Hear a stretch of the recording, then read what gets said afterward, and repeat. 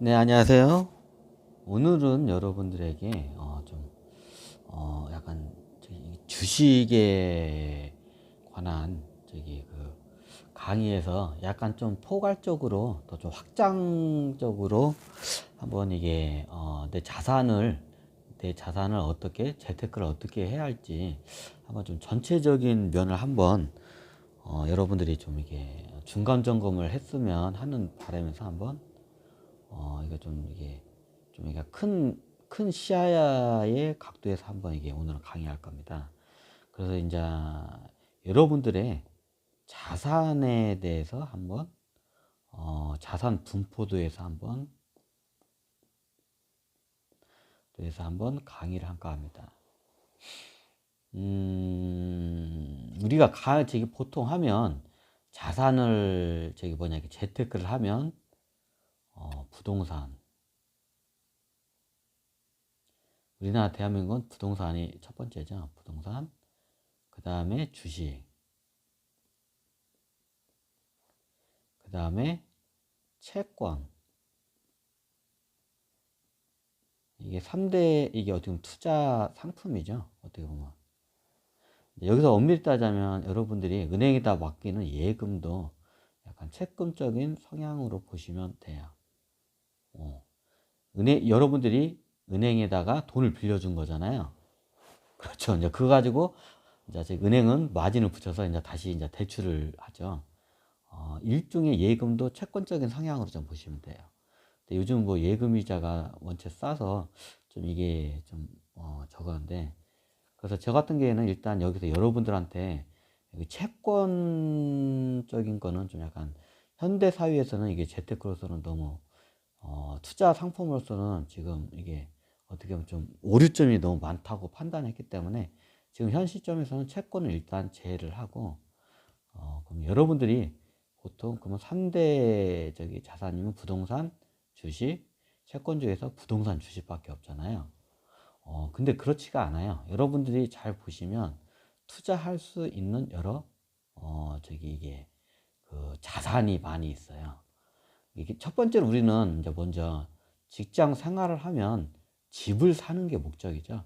정확히 따지면 부동산은 여러분들 입장에서는 집을 내 집 마련, 집에 가깝죠. 좀 생존하고도 바로 연결되는 이게 자산이기도 하고요. 이제 요즘 예전에는 주식을 많이 했는데 요즘은 이제 주식을 많이 이게 하시는데 이제 이렇게 돼요.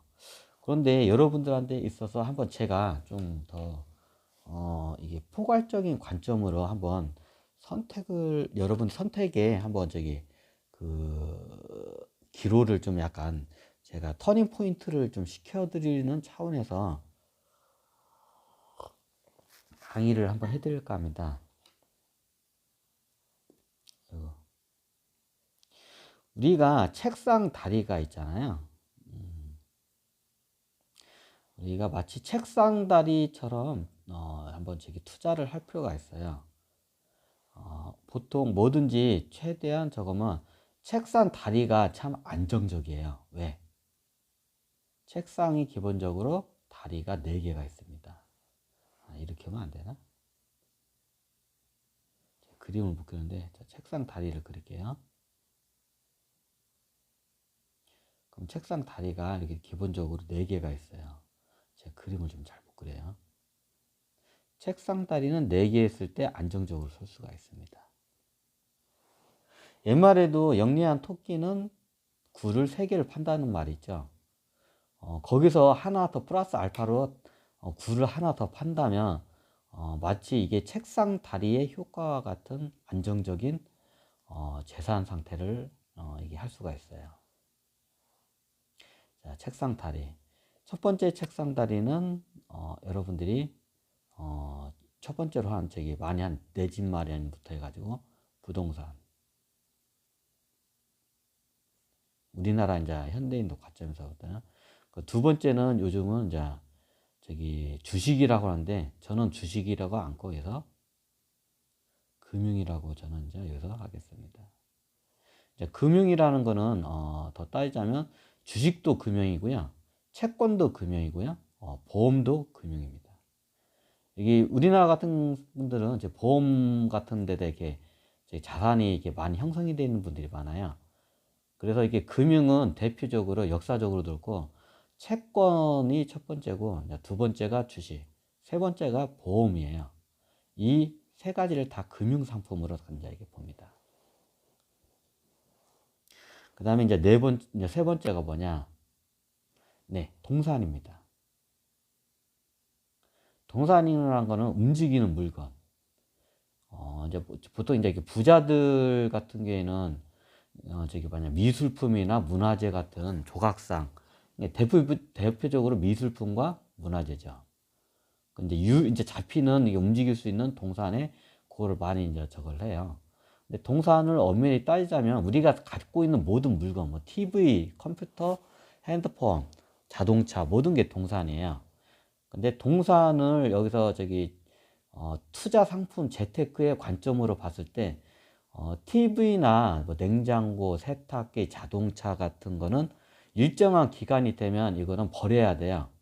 이게 소모성 동산으로 이제 이걸 하는데, 소모성 동산은 자산을 축적하는 데 있어서 이게 별 도움이 안 돼요. 오히려 자산을 여러분들의 자산을 갖다가 나중에, 예를 들면 자동차 같은 게 있어요. 새 차를 사면 한 10 몇 년, 15년 후에는 폐차하면 거의 제로가 되잖아요.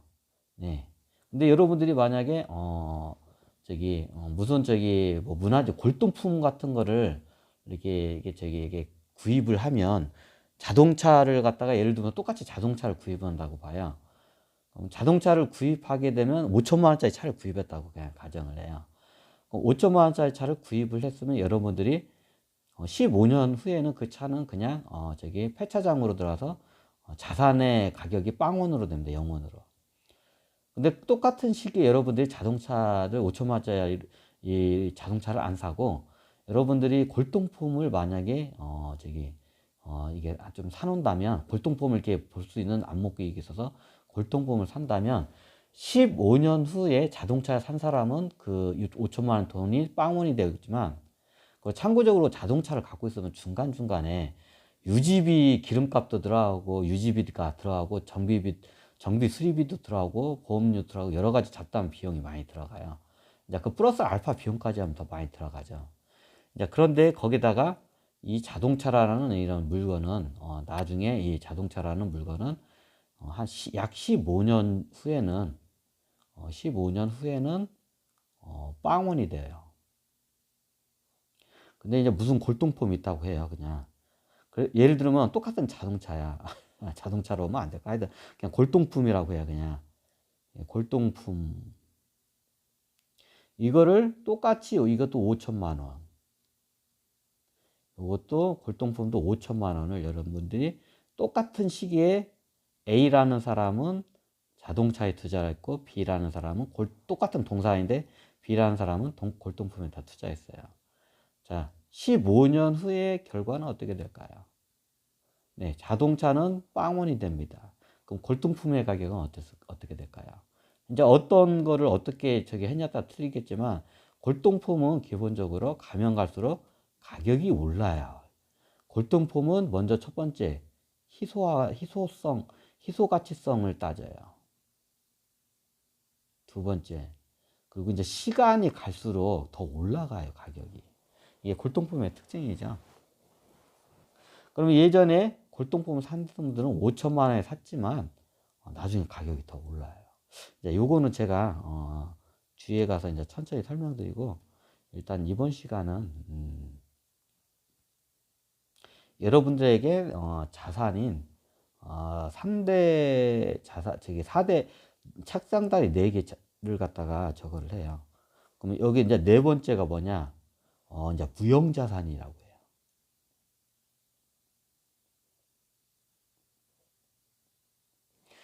기본적으로 자산에 이게 보통 크게 네 가지로 이렇게 나눠요. 여러분들께서는 이게 한쪽에다가 요즘 주식에 너무 이게 몰빵을 하는 것보다도 일정하게 그걸 갖다 여러분들의 자산 포트폴리오를 이게 좀 분산해 가지고 할 필요가 있다고 봐요. 그래서 제가 이번 시간은 자산의 포트폴리오.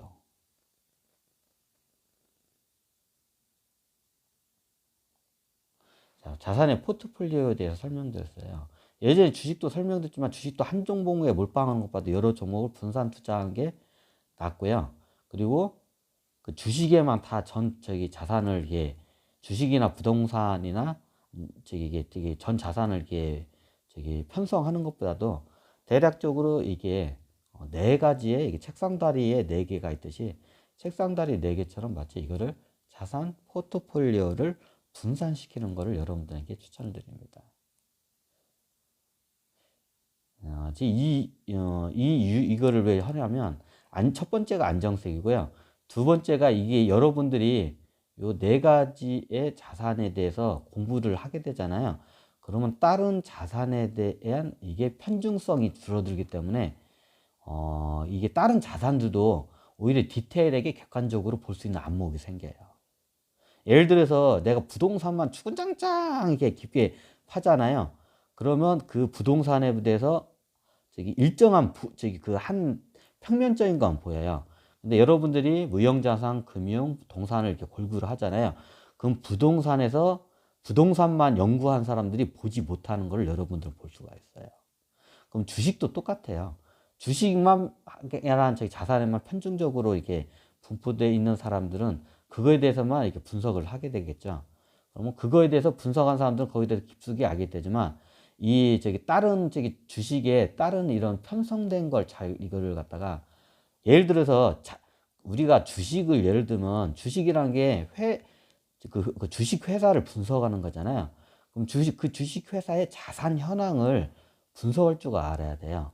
그럼 여러분들의 자산 현황을 이렇게 골고루 이렇게 분석을 해 놓은 상태에서 회사가 자산 현황을 보잖아요. 그럼 이 회사의 자산 분포도가 제대로 되는지 아니면 잘못되는지 편식을 하는지 여러분들은 그걸 쉽게 간파가 돼요. 근데 주식만 하나만 계속 이렇게 깊게 파고든 사람들은 그거를 간파를 못해. 그걸 못 봐요. 그래서 약간 이게 포괄적으로 넓게 좀 볼 필요가 있다고 봐요. 수평적으로. 그래서 여러분들이 자산 포트폴리오 구성을 약간 이게 부동산과 금융, 동산, 무형자산으로 각각 조금씩 이거를 분포를 해주는 걸 저는 추천을 드려요. 자, 이번 시간은 자산의 포트폴리오의 네 가지의 종류에 대해서 설명드렸습니다.